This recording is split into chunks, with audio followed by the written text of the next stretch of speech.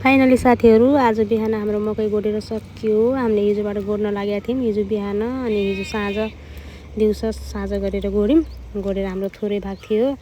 1 मिलो जति थियो हाम्रो मकै गोड्ने। त्यही भएर हामी बिहानै उठेर बुवामा चाहिँ बिहानै उठेर 5 बजीतिर बारीमा जानुभएको थियो। म चाहिँ अलि ढिला भयो, घरमा पनि अलिअलि काम हुन्छ नि त बिहान। त्यही भएर यता आमा गएर खन्दै हुनुहुन्थ्यो। हाम्रो यो थोरै भाग थियो भनेर मैले देखाउँदैछु।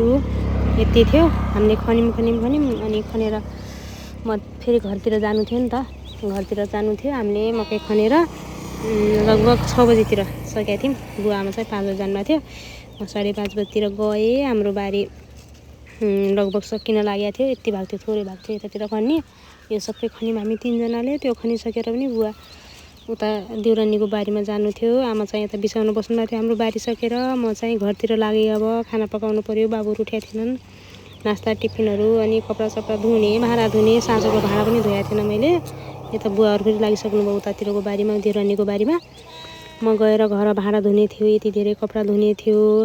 अनि मेरा हात यस्ता थिए माटोको। सबै काम सकेँ मैले। भाँडा पनि धोएँ, दाल पनि बसाउनलाई रेडी गरेँ। मैले बसाएर फेरि म कपडा धुन गएँ।